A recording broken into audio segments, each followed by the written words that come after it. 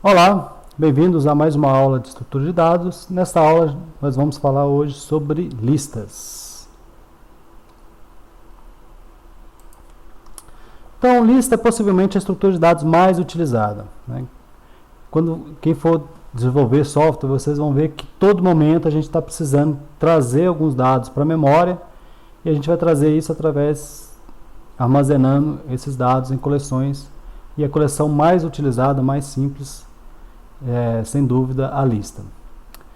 O Python tem uma vantagem interessante, que o Python já suporta nativamente essa estrutura de dados, né? Eu não preciso instalar nenhuma biblioteca externa, né, e nem utilizar uma biblioteca padrão. Na verdade, faz parte da própria linguagem, e isso permite o Python ter uma forma muito homogênea de lidar com listas, com strings, com diversas outras estruturas de dados. E isso, por exemplo, em linguagens como C, eu teria que usar uma biblioteca externa. Mesmo em Java e C++, que tem uma biblioteca padrão, né, mas não é de fato nativo, né, dentro da linguagem. Então, nessa disciplina, a gente não vai implementar uma lista encadeada. A gente vai usar a própria lista nativa para criar outras estruturas de dados, né? Então, a gente vai ver que a gente vai utilizar listas para criar pilhas, filas, e a gente, de fato, vamos criar estruturas como árvores, né? Então, é importante a gente relembrar, né, ou quem ainda não viu, conhecer melhor a estrutura de dados lista. Então, a gente vai ver o que a gente pode fazer com essas listas, né? Definir, criar, acessar, fatiar, iterar, então, um monte de operações que a gente pode fazer. Aqui a definição, né, na verdade, não é uma operação, a definição da lista. Então, uma lista é uma coleção ordenada, de 0 ou mais valores. Então, uma lista com 0 valores é uma lista vazia, uma lista vazia é uma lista. E esses valores podem ter o mesmo tipo ou não. E cada valor pode ser acessado por um índice dentro da lista. Então, eu posso falar, eu quero o elemento da posição 0, o elemento da posição 1, o elemento da posição 2, até n-1. E outra característica interessante das listas é que elas são dinâmicas. Então, eu inicio uma lista vazia com 0 elementos, eu posso ir adicionando elementos. O meu limite é a memória do meu computador. Como que a gente cria uma lista? Aqui tem algumas formas da gente criar uma lista. Eu vou mostrar aqui com código, né? Então, a gente pode criar uma lista vazia. Isso é uma lista vazia. Então, posso atribuir essa lista vazia, por exemplo, para L1. Né? Então, L1 é essa lista vazia. Posso criar uma lista L2, né, com os valores, por exemplo, 1, 2 e 3. Então, L2 é uma outra lista. Eu posso ter uma lista L3 com elementos, por exemplo, de tipos diferentes, né? Um olá aqui, um 10 e um true. Então, eu tenho aqui uma string, um inteiro e um booleano, todos na mesma lista.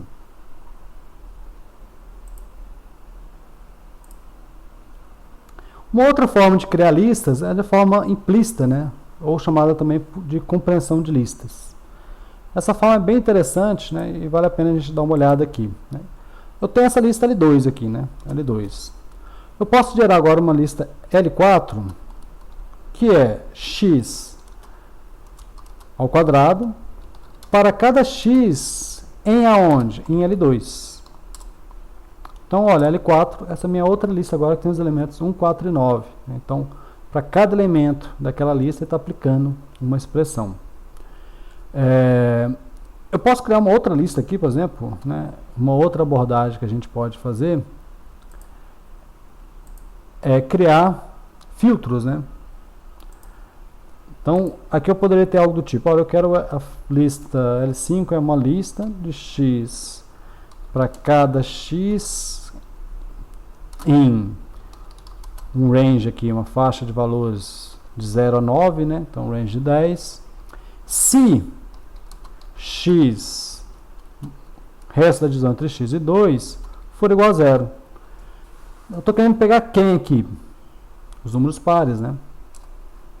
Então, quem é o L5? São os números pares, 0, 2, 4, 6 e 8. Se eu estivesse pegando aqui 100, por exemplo, o L5 seria todos esses elementos. Ou, eu já vou imprimir direto, se eu quero aqui, por exemplo, esses, mas não, eu posso usar uma expressão aqui, né?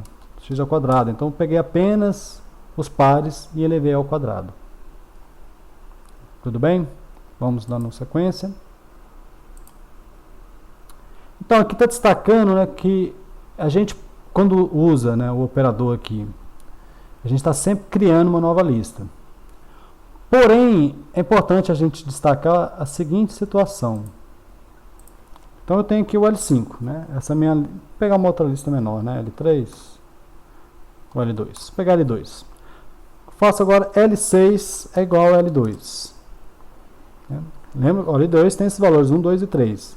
Eu vou agora em L6, alterar a posição 0 e atribuir o valor 42. Opa, esqueci de colocar o símbolo de atribuição. L6 é igual a 42.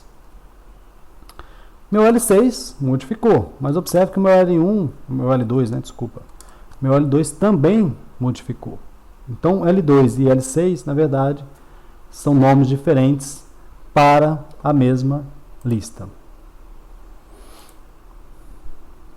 E aqui temos diversas operações, pessoal. Algumas aqui eu vou destacar, outras não, né? Então, por exemplo, len retorna o tamanho de uma lista, né? Então, é algo bastante simples, né, da gente operar aqui. O li, né, a gente pode usar para pegar um elemento de uma dada posição. Tá? Então, posso pegar o elemento 4. Então, por exemplo, aqui, o 0 é o 3, o 1 é o 2, o 7 é o 3, coincidentemente o 4 está também na quarta posição aqui. Só que aqui tem outra parte, que é com relação ao fatiamento, né? Com relação ao fatiamento. O fatiamento, desculpa aqui. Eu vou destacar um pouco mais aqui, né? Com relação ao fatiamento, que é o seguinte. A gente pode, né? A ideia base do fatiamento é a gente tem um índice inicial, né, e um final. Então, por exemplo, vamos imaginar a minha lista lá. Vamos criar uma lista aqui dos números pares, sei lá, L7, dos números pares de 0 a 20.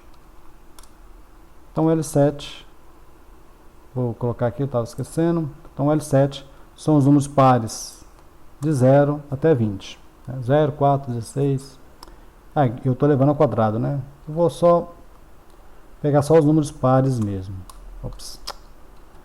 É só o x, né? Para cada x, apenas os números pares. Então, é isso. 0, 2, 4, 6, 8, 10, 12.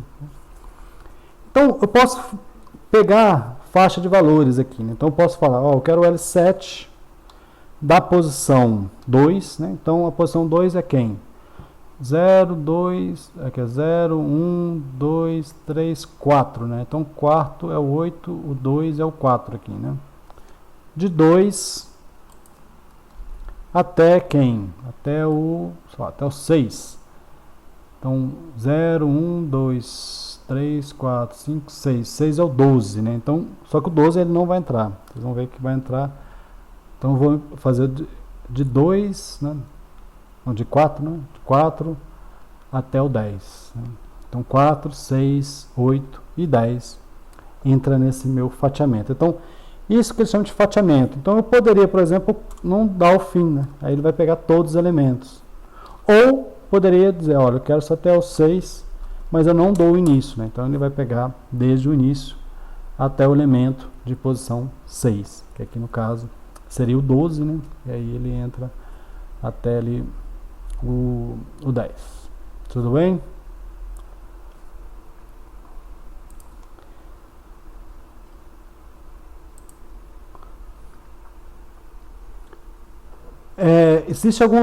Existe também os saltos, né, que a gente pode fazer, né? Às vezes você quer que ele pegue um elemento, por exemplo, elemento sim, elemento não, né? Então, se a gente tivesse, vou pegar aqui o L7, né? O L7 eu quero que ele pegue,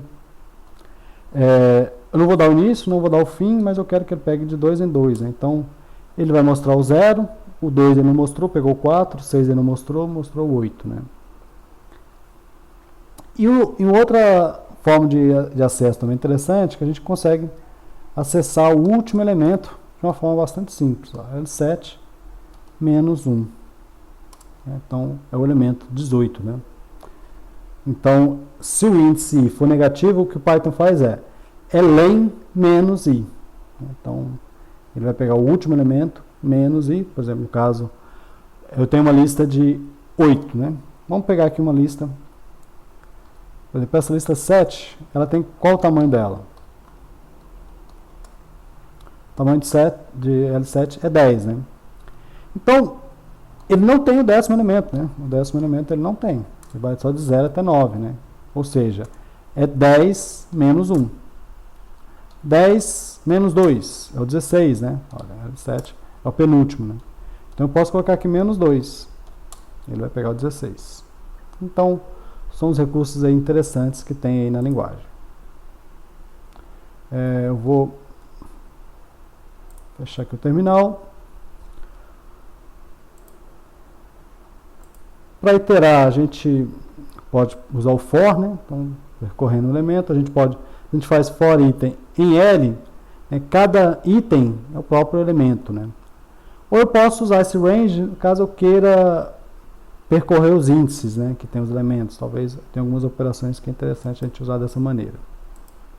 Modificar, eu posso fazer atribuição, né? Então, eu posso atribuir normalmente os valores, eu posso atribuir valores para uma sequência aqui, né, de elementos. Eu posso adicionar, então o append ele sempre adiciona no final, né? Então, por exemplo, L7, né, eu tenho aqui o último elemento é 18, né? L7 append 20. L7, agora eu observo que o 20 entrou depois de 18. E se eu tentar fazer algo do tipo L7, vou só imprimir aqui, por exemplo, vamos ver a diferença aqui. L7 é mais, sei lá, 60. Será que ele permite fazer isso? Eu tenho aqui uma lista e um número. Será que ele permite fazer isso? Não, né? Ele não permite concatenar. Porém, eu poderia fazer o seguinte, L7 mais 80. O que vai acontecer aqui? Ele me retornou uma lista que tem 20 e 80 entrou no final. Então adicionei no final, porque ele está concatenando. Porém, nesse caso aqui, eu poderia ter mais valores, né? Então ele está juntando aquelas duas listas. Ok? Mas aqui ele está criando uma nova lista. Minha lista L7 não mudou. Ela vai mudar se por acaso eu atribuir o resultado dessa concatenação para L7. Agora 80 e 90 estão lá. Ok?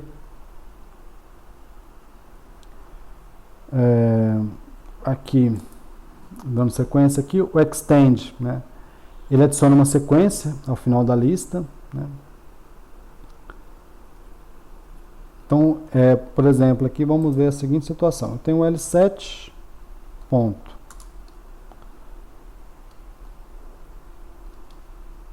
Observe o append. Se eu faço append e mando aqui, por exemplo, 70 e 80. O que vai acontecer aqui?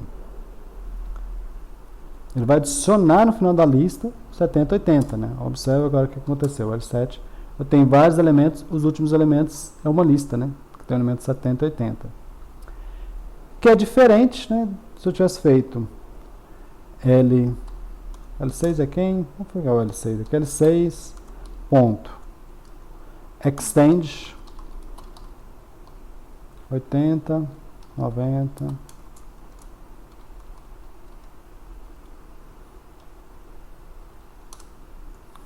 O L6 agora, observe que 80, 90 e 100 entraram no final dessa lista. Então, parecido com a ideia do concatenar ali, né? Existem algumas situações que eu posso querer inserir numa posição específica, né? A gente vai ver algoritmos lá na frente que a gente vai precisar disso, né? Então, eu tenho esse L6, eu quero inserir agora um elemento aqui na posição 2. A posição 2 tem quem atualmente? Tem um 3, né? 40, opa, eu não mostrei, hein? Novamente. Falhando aqui, pessoal. Então, eu perdi aqui alguns pontos, né? O extend. E agora eu estou mostrando aqui o insert. Então, o insert aqui, eu vou inserir, por exemplo, o elemento. O segundo elemento aqui é o 3, né? 42, 2 e 3. Se eu inserir, por exemplo, o 100, esse 100 vai entrar, 100 não, vou botar o outro diferente, né? Tem um 100 ali já, 120. Cadê? Ah, não, eu vou inserir o 120 aonde, né? Uma posição, na posição 2, eu vou inserir o 120. L6, observe que 120 entrou na posição 2, né? E anteriormente eu estava mostrando, né? Eu não sei que ponto que eu falei aqui na hora de mostrar, com relação ao extend e o append. Então eu vou fechar, tentar sempre lembrar. Aí eu tenho, por exemplo, pop. Com relação ao pop, uma coisa interessante que tem é o seguinte, que a gente vai usar, né? Observa L6. Se eu faço L6 pop, quem que vai sair? Né? Sai o último elemento é o 100, né? Olha lá, saiu o 100. E se eu olhar o L6, olha, ele não tem mais o 100. Só que eu faço L6 pop 0, vai sair quem? Vai sair o primeiro. Sai o 42, né? L6. Agora, se eu pegar o L6, vocês vão ver que não tem mais o 42 lá no início. A gente vai usar isso aqui, por exemplo, na implementação da pilha.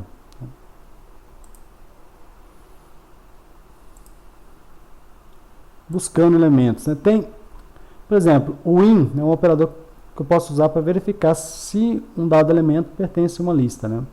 Então aqui eu estou verificando se o 7 está nessa lista. Nesse caso aqui vai estar verdadeiro. O index, né, ele retorna a posição onde está aquele elemento. Às vezes eu não quero apenas saber aonde ele está, mas eu quero saber qual é a primeira ocorrência dele, né? Lembrando que pode ser que ele tenha mais de uma vez. Porém, esse index, caso o elemento não esteja na lista, ele vai dar uma falha, né? Então vamos simular aqui.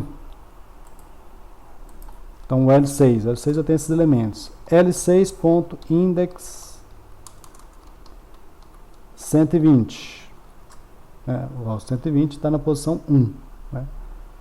Mas e o 130? Tá, 139. Ele me dá um erro. Né? Então isso aqui é uma exceção. Então, dentro de um programa, talvez a gente vai estar trabalhando com try-catch, né? Mas a gente pode tirar essa dúvida mais à frente. Nos nossos programas, em geral, a gente não vai se preocupar nessa disciplina com esse tratamento de erro aqui. Tem outras operações, por exemplo, count, que retorna. Você pode contar, por exemplo, a quantidade de vezes que aparece um determinado elemento, retornar o maior ou menor valor de uma lista, né?